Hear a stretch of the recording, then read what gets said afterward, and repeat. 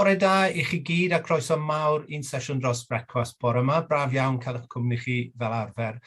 Mae heddi'n ddwrnod chydig bach yn wahanol. Y tro cyntaf am hwn i ni gael un o'n sesiynau dros brecwast i gyd daro a dydd Gildewi. Felly mae'n bleser arbennig i fi cael eich cyfarchu yn bersonol ar y diwrnod arbennig hwn. Rydyn ni gyd fan hyn yn y brifysgol, yn yr ysgol busnes, ac yn ein adran bach ni sy'n delio gyda cysylltiadau allanol. Ni'n falch iawn o'n Cymreicdod ni ac o'n ymrwymiad at bopeth Cymraeg.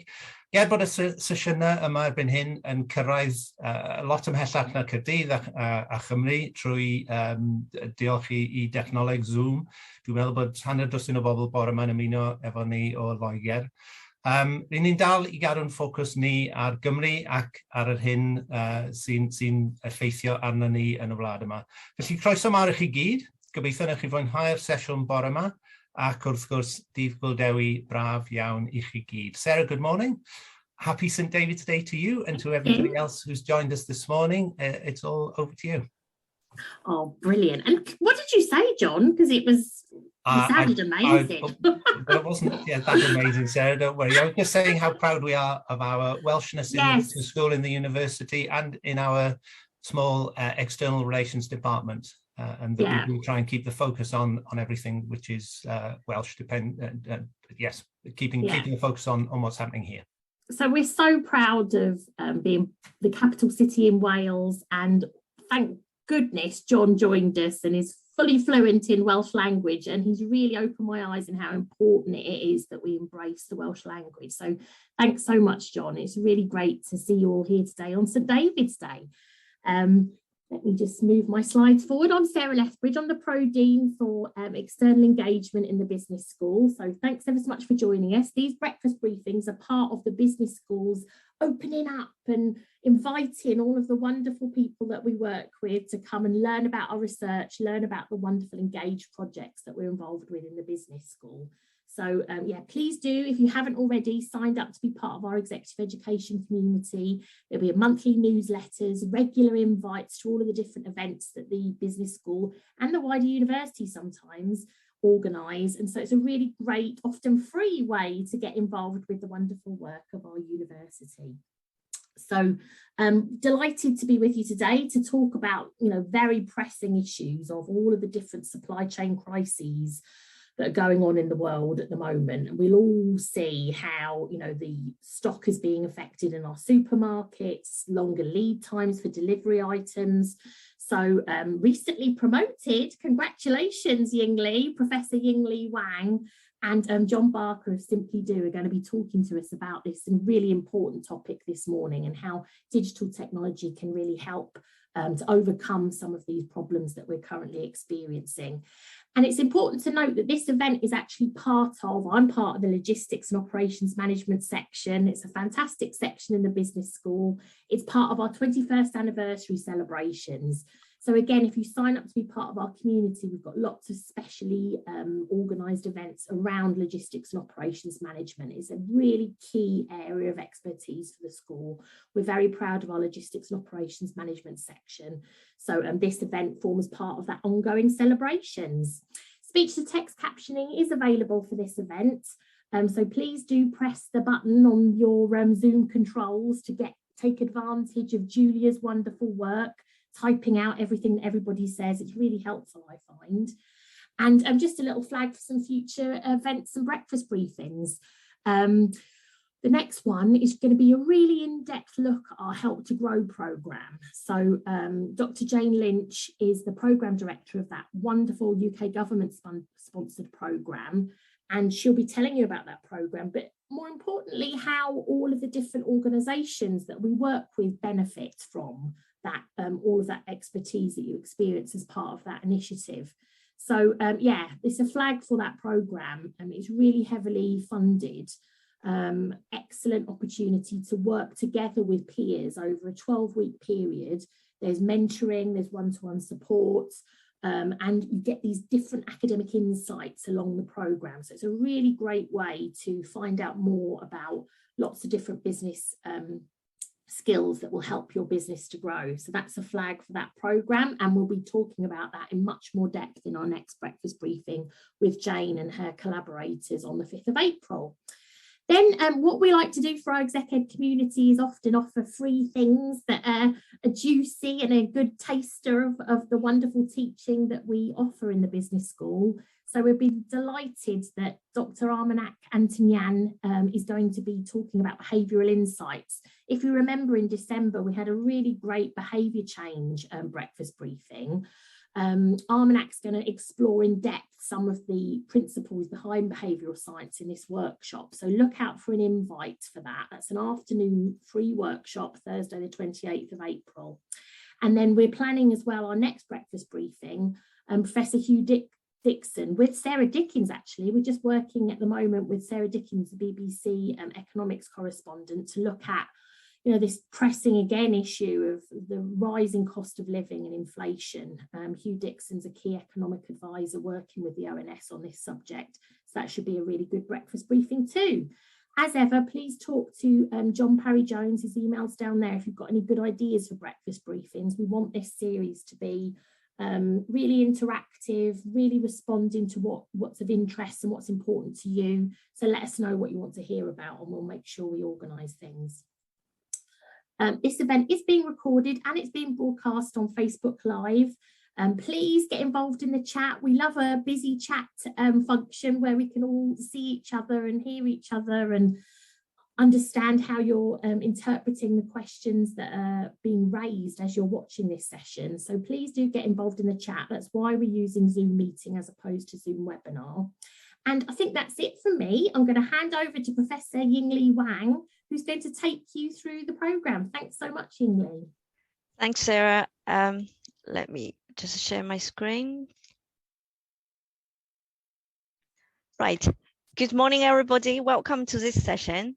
My name is Yingli. So this morning, I will, together with John, take you through the major supply chain challenges and then offer you a broad context of how the recent technological development and strategies would help organizations to build supply chain resilience. And then we'll highlight some of the gaps in the latest development, particularly when it comes to new suppliers onboarding and the sifting process. And that's where John is going to take you through and going to showcase a particular project that we have did together and how the integrative use of blockchain and artificial intelligence could help organizations to have a speed supplier onboarding process, and also help organizations to build a more diversified supply chain base. So I'll take you through the major context, and then I'll hand it over to John. Now, we all know in the past 2 years, 2020 and 2021, we're already 2022, but if we look at the past 2 years, these have been roller coaster years for, all the organizations, I can say, across many different sectors. We are experiencing increasingly volatility because of the shocks the pandemic has thrown us, but also if we look at these supply chain disruptions in a broad sense, there are so many different types of disruptions, and we are increasingly experiencing the negative impact those disruptions have brought into supply chain. For instance, we have natural disasters, those extreme weather events. We also experienced supply chain shortage, the chip shortage, last year, that impacted negatively a number of sectors, including automotive and electricals. And also March last year, we had Suez Canal blockage, right? We had those incidents. And also, not to mention the Brexit, the trade wars between China and the United States. And also, in just recent weeks, we are starting to see the Russians invade Ukraine. All those events are increasingly exposing supply chain a number of vulnerabilities, particularly if you have a very complex supply chain structure, or your supply chains are lengthier, and those vulnerabilities are being exposed to a large extent in the past 2 years, particularly. Now, how would we then mitigate those vulnerabilities? So, one of the major arguments is that we got to be agile and flexible. We have to build supply chain resilience to cope with those disruptions, and also to patch up those vulnerabilities that have been exposed through those, a number of those disruptions in the past. So there are mainly two strategies that you can build help you to build a robust risk management and business continuity plan, also help you to build a supply chain resilience.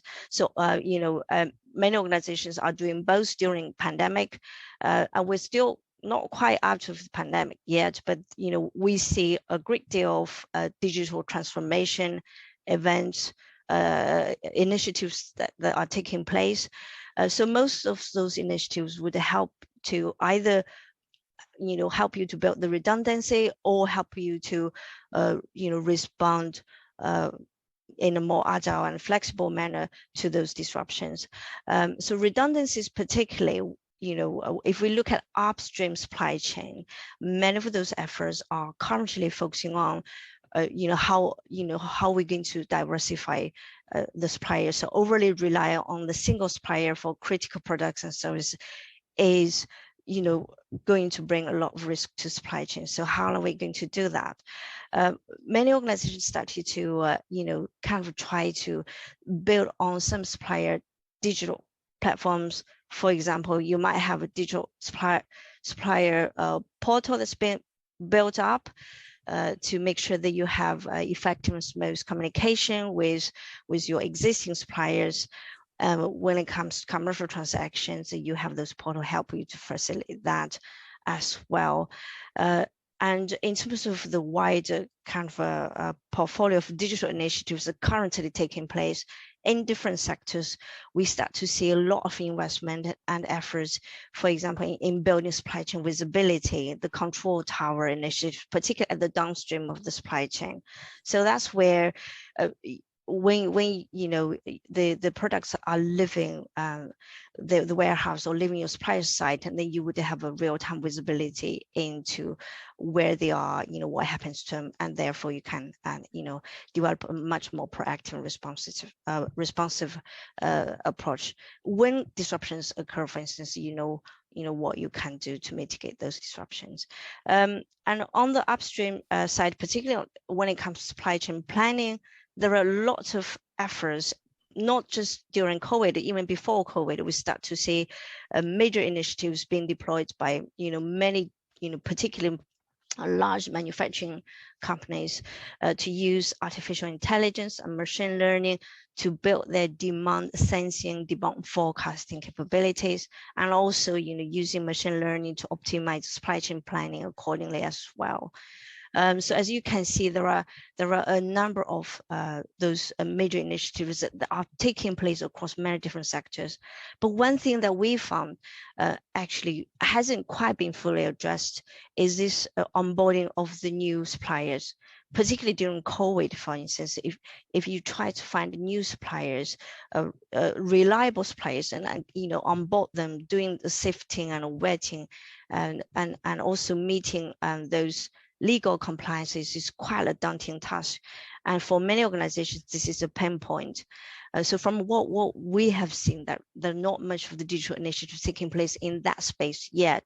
So that's the reason why we work together with Simply Do under Innovate UK funded project to try to develop solutions to address the pain point in that particular area. So on that note, I will hand that over to John. Thank you, Professor. Well done. Yeah, so just a little bit about me. So my name's John Barker. I work for Simply Do. I'm Associate Director of Strategic Partnerships, but kind of more importantly for the purposes of today, the project lead for this research and development project, which looked to kind of rapidize supplier discovery and innovation. And that involved working with obviously Cardiff University and the good professor there, along with HCR, to kind of create this future of automation and innovation. My screen keeps up with me. So just a little bit about Simply Do and kind of what we do. So we're an innovation management platform, and we take kind of large strategic challenges from big companies, little companies, whoever, and pass them out to audiences of solution providers. So we've got problems on one side, solutions on the other. And we do that with kind of two major use cases. So in internal innovation, we're working with employees within an organization to develop and improve products, processes, and services. But then in the sort of exciting world of supplier-led or external innovation, we're working with SMEs globally to deliver those solutions. And we do that with the likes of NatWest Bank. We've helped the NHS with their response to the PPE equipment crisis, which Yingli's already highlighted, and also the Intellectual Property Office, amongst others. So in terms of conceptually kind of how we operate a supplier-led innovation model, we start with our customer, which is the kind of light bulb on the left-hand side of the screen. And that could be organizations like the SPRI Centre for Excellence or the Life Sciences Hub here in Wales. And we connect that kind of challenge that they've got with kind of these audiences of large public sector organizations such as universities, large private organizations, but also, and kind of the focus of this research and development project was around engaging with kind of SMEs and startups. And we use kind of mechanisms like Crunchbase, LinkedIn, other third-party data sources to kind of deliver that. But what we noticed in our work with all of our clients was that actually supply chain led innovation were actually quite human heavy. So although they're well-established processes, there's a lot of mandrolic kind of elements to that. I mean, I've been speaking to kind of innovation buyers, procurement kind of execs from a number of multinational companies. And the thing that they keep coming back to is that it's quite mandrolic. So there's a lot of people involved. Also, that kind of cost and risk gets kind of upscaled by the complexity of the supply chain. So the more complex the supply chain is, the more difficult it becomes to kind of manage. And don't get me wrong, there are kind of software systems such as ERP that kind of help with that, but it's still very costly. There's still a lot of people input. And then again, as Yingli said, there's also strict vetting that's needed. So supply chains need to look at kind of how they onboard new suppliers in terms of the accreditations or benchmarks that they might need. You know, that could be ISO standards, could be something more industry specific. And in order to kind of deal with some of these challenges, what we did at Simply Do was kind of put together this sort of research partnership to empower organizations to diversify their supply chains whilst reducing the time, cost and risk of the activity. And in this partnership, we involved obviously Cardiff University and the business school, but also the Department of Computer Science and some of their software engineers in our program, alongside HCR Law, who provided legal support for the project, and we had customer requirements input from Rolls-Royce Defence as well. And we kind of put all of those partners into this kind of UKRI funded research project, which looked to establish some of this new functionality within our existing product range. And the kind of main drivers for that are around productivity. So the UK, and especially in Wales, we've got kind of historical issues of productivity within the country that are kind of stunting growth to some extent. So driving that up is good for the economy. And to do that, we develop new functionality to add to our existing commercial product to help supply chain professionals, innovation professionals, target kind of key suppliers, and also automatically manage intellectual property.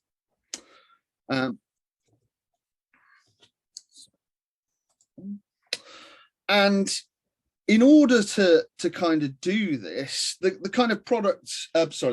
project offered a sort of chance for change. So moving away from kind of static supply chain databases like Elemica and Alibaba, and kind of moving towards a more digital future, kind of really taking the power out of the hands of kind of some of these kind of quite insulated database and putting it in your hands, and allowing kind of users to kind of search, filter and vet businesses at a truly global scale. You know, we've got access to millions of suppliers, and to do that we created kind of functionality within the platform that combines third-party data, so from sources like Crunchbase, also credit checks and due diligence information from a number of agencies, alongside unstructured data from providers like Google, but also from social media as well. And we kind of aggregated that data in interesting ways and incorporated elements like patents and accreditations checks to enable kind of micro and small businesses to really surface to the top and kind of have their moment in the sun, where they may be lost in a sea of kind of supply chain software otherwise. And that leads to kind of the reduction of costs and the driving up of quality in sourcing targeted suppliers and actually finding relevant accreditations and patents so that you know that you're engaging with the right clientele. Also, this should lead to increased levels of innovation and supply chain resilience, helping us protect and safeguard jobs within the UK economy and public sector.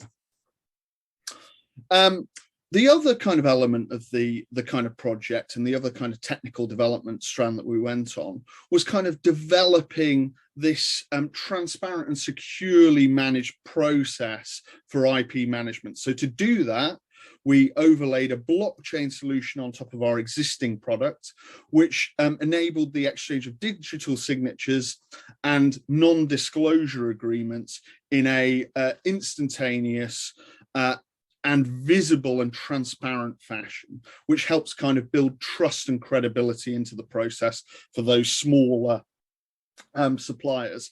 It also kind of a key benefit of it is that it actually reduces the legal costs for those suppliers, which the Law Society equates to over £800 of cost in actually managing and exchanging those non-disclosure agreements.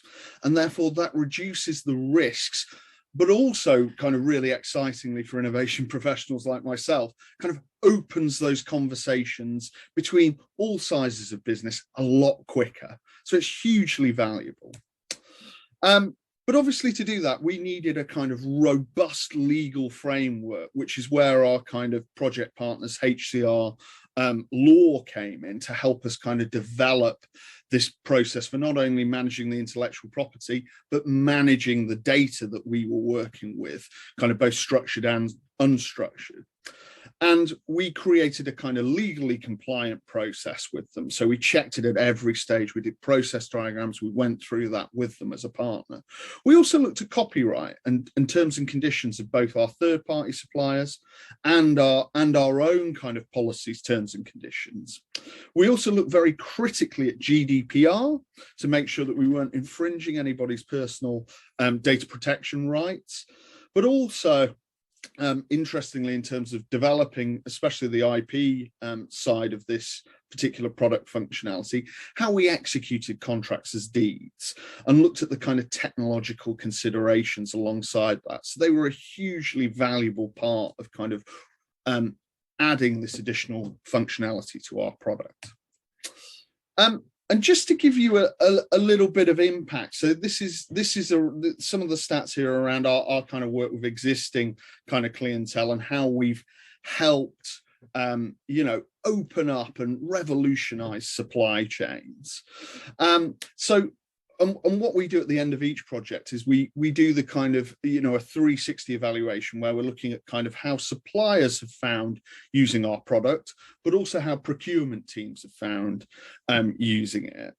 So I'm pleased to say, in terms of the SME suppliers, we had a response from users that said that 94% of them found that the product was easy to understand and it was easy to complete core tasks. 93% said that the format was a more interesting process than just completing a tender application. So as I said right at the start of the presentation, we deliver what's called challenge-led innovation. So taking problems and putting it together with solutions. And it's supposed to be a creative process. And what you see there is cast iron proof that SME suppliers found that a lot easier to engage with. And also 90% of the kind of respondents to that survey gave a positive experience of actually engaging with the enterprise level organization. So as you'll see in a minute, that'd be with the Life Sciences Hub or with SBRI. On the procurement side of that equation, we saw significant time savings with 87% in reduced time in filtering and pre-qualifying potential suppliers. And also we saw a 77% increased quality of suppliers compared to the previous methods used, such as tendering. And then 75% increased diversity of suppliers. So actually we're ensuring that kind of interesting, innovative suppliers are kind of being surfaced to the ground. And just a little bit of a case study in a little bit more detail of some of the work that we've done in kind of public procurement to really help and support our nation. So we've been working recently with NHS Wales and the Life Sciences Hub around procurement of kind of PPE and other kind of COVID-19 product lines for kind of frontline NHS staff. So our product helped, in this case, NHS Shared Services, increase that supplier reach. So go out to those millions of suppliers and accelerate that verification process through the kind of due diligence and validation checks that we're doing through the platform, which led to speedier NHS procurement. And the impact of that has been fantastic. So we've seen £6.5 million worth of NHS contracts delivered by global suppliers through the Simply Do platform. And that's led to £34 million of GVA, or gross value added, which is exceptional for our economy and for kind of broader economy.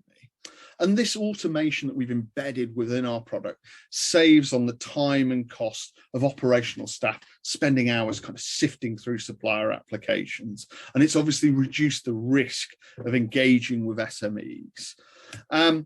So just to kind of summarize in terms of what we've learned both during this kind of supply chain crisis and through the kind of bounds of the project. So one of our key lessons was about kind of starting small and actually trying to truly harness the power of small and micro businesses to both drive technological development in terms of our platform, but also to drive supply chain development. We also feel that the project's empowered the supply chains that we work with by unleashing kind of upfront data around pre-qualification to really help open up supply chains to new possibilities and reduce that time, cost, and risk of actually engaging those suppliers. But also, I think what was core to kind of our work with both Cardiff HCR and, other partners, including Rolls-Royce, was kind of this mantra of innovating for change. We needed to be not afraid to alter and to innovate, both in terms of our technical and research development, to ensure the kind of supply chain resilience. And that'd be my message to supply chain managers out there. Don't fear the change, embrace it. And then lastly, at the core of our kind of product and our company is this notion of inspiring passion. So keeping social and economic benefits at the core of the project to really drive engagement within Wales and within the broader UK economy. So thank you. A big thanks to Professor Yingli Wang as well. Happy to take any questions that you have at this point. And I'll stop sharing. Well, thank you so much. It's so interesting. It's so great to see all of the wonderful results that you've had from that collaborative project. I'm going to spotlight Yingli as well. Hopefully now you two are there ready to answer any questions that our audience have. And we've had one already from Christopher. Significant improvements in productivity are key aims for all firms. What are the new key drivers in the supply chain, and how can the Simply Do platform help firms to achieve higher levels of productivity, in your opinion? Good question. Yeah, good question. I mean, I think from our perspective, reducing the time, cost and risk involved in kind of onboarding, kind of searching and vetting suppliers and dealing with intellectual property kind of issues drives productivity into that procurement process. You're making savings across the board. So that's kind of the key driver. We also, and kind of at the heart of the project, was around diversifying supply chains within the UK. So our product allows you to search at a regional basis for suppliers using keyword capability search. So being able to regionalize search and work with partners only within specific regions that you want to target can really help drive up that productivity, which is especially important in public procurement settings, given the Future Gen Wales Act. So yeah, that's kind of how I see it kind of driving up productivity. I think the other, sorry, just one final point on that. I think awareness and visibility is key. You know, 99% of the kind of marketplace is made up of SMEs. Actually kind of having a very small percentage of that on existing kind of procurement and supply chain databases isn't massively useful. That world's also ever changing. Our product, rather than having a static database like some of the examples that I've given, has a digitally agile database made up of hundreds of millions of companies which are updated on a daily basis. So that kind of visibility also helps drive up productivity, because if you're not aware of them, you can't use them. Sorry, Yingli, did you have anything to add? Yeah, I think on just in addition to you know, the benefits of onboarding newer suppliers, identifying them first and then onboarding them quickly, and that certainly helps you to build your agility and flexibility. But also, it's not just, you know, having a diversified supplier base, or, you know, sometimes it's not just about coping with supply chain disruptions and building resilience. That's very important. But if we look at more sort of with a growth mindset, and you know, those diverse organizations could help you to cope with your, you know, many challenges that you might experience. For instance, this is sort of concept which John specializes into, open innovation, and we've been looking into that for quite a while. Let me give you an example. If you look at some of those top 25 Gartner, for instance, every year for 17 years in a row, they will rank many organizations based on their supply chain performance, and they will promote like top 25.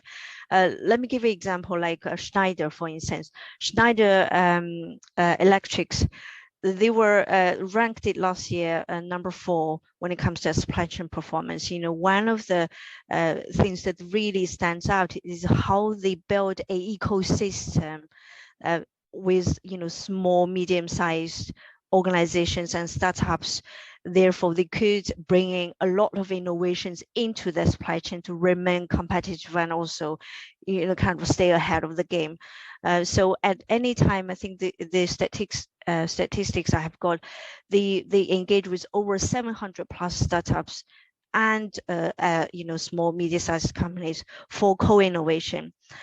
So they have a portfolio, for example, in terms of innovation portfolio, they have, you know, the initiatives come either from internal or external. From external, is more than 50% of those ideas are coming out from external organizations. So this is, this kind of platform would help you to bring in those innovative ideas, kind of have, filtering through this process. Therefore, you could keep innovating to stay ahead of the game, really.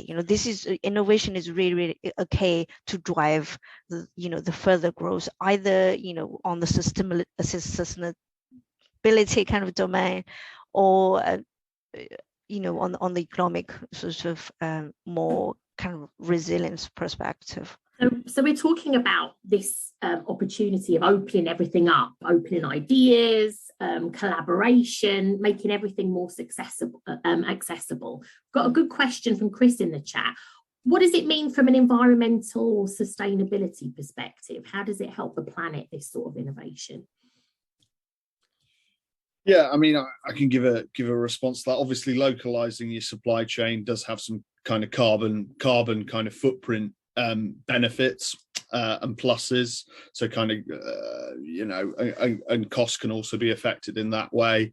I know obviously that there's kind of a lot of shipping that kind of comes from other parts of the world, which does have its advantages as well in terms of ordering in bulk, but certainly locally, that environmental protection element can be more harnessed. The other thing in terms of the accreditations and kind of pullback that we can do using the system, our system should be adaptable to look for accreditations around ISOs for kind of environmental standards. So again, you can filter and search for suppliers using those kind of benchmarks to really refine down to a list of suitable and credible environmentally friendly suppliers.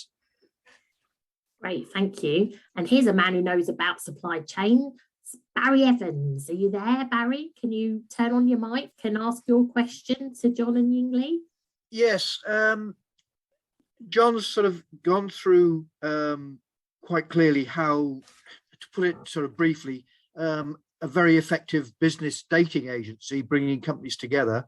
Do you actually get involved in the technical aspects, the detailed aspects of a particular project as well? Yeah, yes, we do. Yeah, so although what you've seen today is kind of this sort of front end capability for onboarding and vetting suppliers. Yeah, so our core product functionality is actually an ideation innovation management platform. So it allows kind of suppliers, collaborators to come online and create kind of new products, processes and services. And we deal with some very technical projects involving clients like Rolls-Royce Defence. So yes, we do have the capability to kind of deliver that. And we also kind of offer consultancy kind of wraparound to help implement innovation in those environments as well. And sort of following up, do you learn from that? Do you get the same sort of issues reiterating time and again? So, you've almost got a manual that you can hand it to companies. Interesting. Yeah, I think that's a very good question. There's definitely themes, as with any good kind of en masse research, kind of global research, you do identify themes, and we do have certain lessons that we've learnt within defence and public procurement and other settings which we can apply elsewhere. But I would say for the most part, every challenge, every organization that we work with is slightly different. They might be around the same technology, say VR, but they'll have a different use case and a different approach. So generally, although we have kind of process and product which kind of suits particular kind of broad use cases, I'd say actually at a granular detail, each of those innovation challenges will be very different. Yeah. Oh, thank you. Thanks, Barry. We had a question from Greg Mothersdale about your contract with Rolls-Royce. I don't know if you could give a bit more detail on the approximate time frame and budget. Yeah, so in terms of the Innovate UK Research and Development Fund, so it was just over 420,000 in total for the kind of project, and that involved kind of Cardiff University's costs, our costs, and some of our other subcontractors as well. In terms of a time frame, it was a 6-month development project. And then we've continued kind of post that with our own in-house development.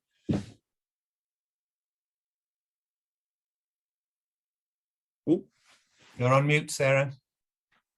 A question, there's all sorts of building work going on outside, that's why I keep muting myself. Also a question from Howard, how are you identifying all these new Welsh suppliers to work with? Yeah, I suppose, where are you getting all of this data from? You know, how can you be assured that these are the right people to be connecting as part of your network? No, that's an excellent question, and one we get faced with quite a bit. So we take a large amount of data from various sources. So we use Companies House, which is an open data source. So we take 5.6 million companies from there. We use a third-party supplier called CreditSafe, where we take 365 million company details from across the globe. We've done Exec Ed for CreditSafe before, great organisation, yeah.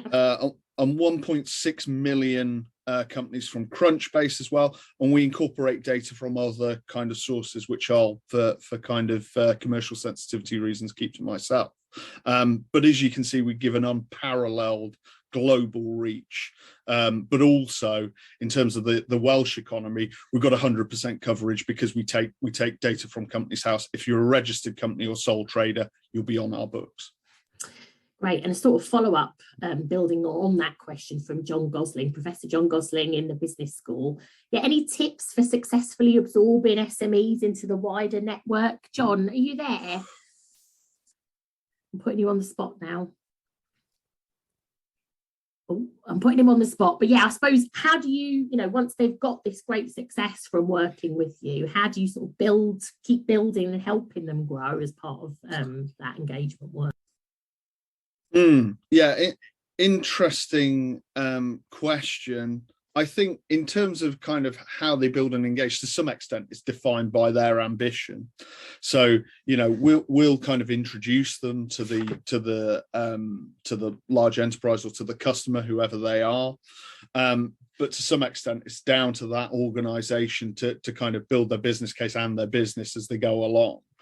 But I think it's fair to say, in terms of our experience, that we've run multiple challenges for certain organizations, and we also give a phased approach to kind of involving organizations in a kind of innovation or supply chain innovation kind of process, so they can have multiple stabs at that particular cherry. But I think to some extent it's down to that business to kind of, once they've kind of showed their wares, they've been surfaced to the top, to actually ensure that they're getting repeat business out of it. Great, thanks. And Yingli, obviously you're an academic. What has this project sort of given you in terms of new academic insights that you probably, you might not have been aware of before? Good question. I mean, particularly in the supply chain and so digital development space, we haven't seen much of the work being done that combine the use of, particularly when it comes to the integrative use of multiple digital technologies, and to deal with a particular issue like the legal side of IP compliance, and linking with the concept of open innovation. It opens up quite a new field for us to investigate further, I think. Particularly with blockchain, let's say, we have seen so many different use cases in supply chain space, mostly are concentrating on product provenance and traceability. But the use of blockchain for IP management is quite unique and hasn't been quite explored in depth yet. So for us, it's quite an interesting field to look into.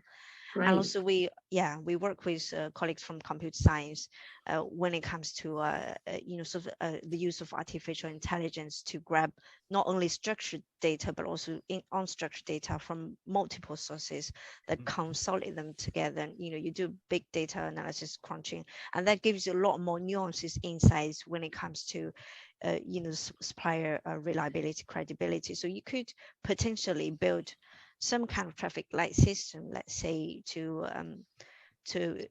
evaluate how mature they are when it comes to certain criteria. Now there are a lot of those maturity model out there, but when it comes to combining those different kind of insights from various sources. And I think what we have been trying to do is quite ahead of many existing literature. Right. So now I have to deal with a bit of legal stuff in my job and contracts, and it always takes me that there's always a bit of bartering between the two sides, and we need to change that word and that sentence. How do you get over that sort of negotiation that happens as part of these? Is there the ability to do that within the platform, John?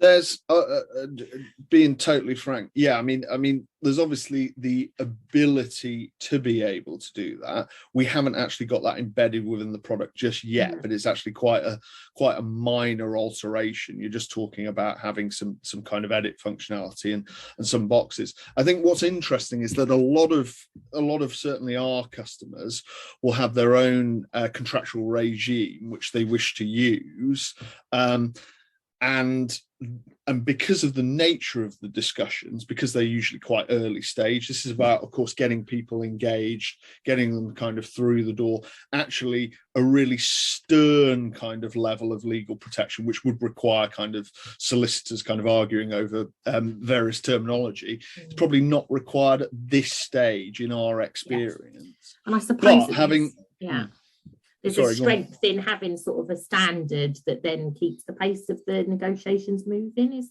that fair to say? Yeah, and I think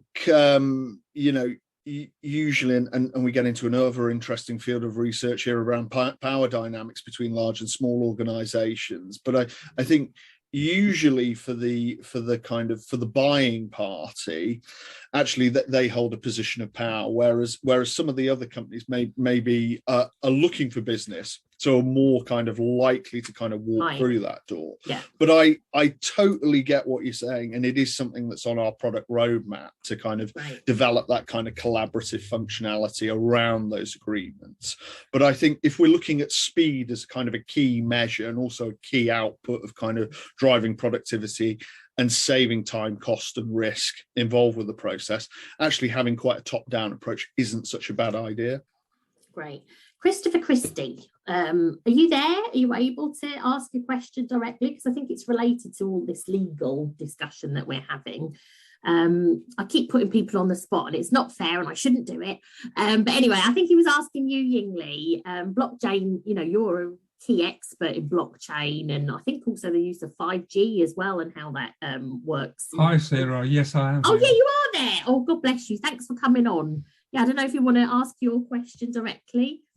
We're a digital innovation company operating worldwide. And what we've noticed is that there's an increasing use of the distributed ledger type approach on smart contracts. I just wondered if this was also your experience, Yingli.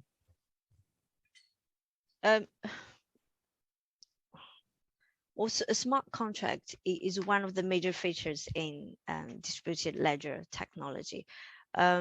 We've seen increasing, using of smart contract to automate a number of those processes. One of the things that we have done in a different project that we piloted through in a sort of construction supply chain, we pilot the use of smart contract to automate the payment to suppliers to speed up the payment process, cash flow, particularly when it comes to deal with small, medium-sized suppliers, because they often are very constrained with cash. So that worked out really well. A lot of issues that surrounding smart contracts is that you really have to define those terms very carefully, because smart contracts is really about if then, sort of execution. So some of the terms really have to be defined very clearly. And also,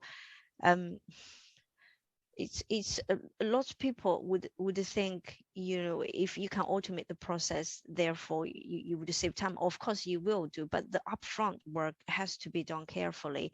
Now we have worked with another company that we look at into the disputes around those kind of automation. If the algorithms you put in there are not quite right, and you would cause disputes, then how would you resolve those disputes? And there is no straight answer to that. So there are still a lot of work that needs to be done. Barry, question from you, Barry? Yeah, thanks, Sarah. John, how do you handle the tension between you've got a specific task to bring someone together to handle that task, but you know that there is a company who could handle that? Do you give benefit to that company, or would you open it up to an SME because others could also be interested in handling that task? Yeah, I mean, I think the latter is true. You know, we kind of, especially in public procurement setting, it's got to be open and kind of fair competition. Yeah. So yeah, no, definitely it'd be opened up. They all complete. I mean, interesting. Kind of what we get is we obviously work with some large corporate entities alongside kind of public sector organizations, and they've got existing relationships and existing supply chains with some of the partners that we're contacting, but they put them all through the same process. It's very transparent, and what should happen and what does happen is that, you know, the companies with the best capabilities rise to the top and get the contracts. It's not about the kind of nudges and winks, kind of old boy kind of network. You know, it's about kind of an open, transparent kind of process. So thank you. Thanks, Barry. I think we're coming to the close. I suppose the last question from me, you know, we've really got so much fantastic engaged research happening in the business school. If people are interested in getting involved in this project or getting involved in other projects, Yingli, you've mentioned a couple there, I think. What's the best course of action for people to take?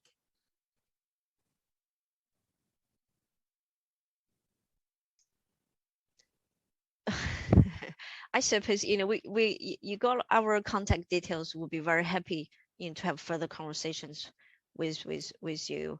That probably will be the best approach forward. Yeah. And John, conversations with you if people want to find out more about the platform, is that okay? Yeah. Oh, great. You put your more than fine. I've just popped I've popped my details in the chat. We're more than happy to have a discussion with any interested parties. I'd also reference our recent blockchain connected work that we've been doing, which was sponsored by Technology Connected, as a good way of kind of viewing some of the kind of impact and some of our model in work, or in action, I should say. Thanks. I mean, we've got some really fantastic funded opportunities to get involved with the research of the business school, like our Astute project in the logistics and operations management section.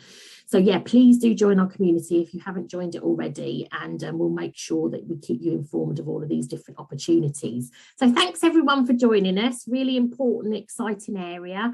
And do you know what? We might be trying a hybrid. So in person, the return of the slightly frozen pastries may happen in Cardiff Business School on the 5th of April. So let's hope that there's no new variants or global thermonuclear war, and that we can all get back together in the actual business school face to face, but we'll also be doing it hybrid. So we know that actually joining things online has been a real advantage for people in terms of flexibility, fitting around their working and you know, personal lives. So yeah, let's hope that we can get back together at the beginning of April. That's what we're aiming for anyway. So thanks so much for joining, and hope to see you all in person maybe next month. Thanks everyone. Thank you. Thank you.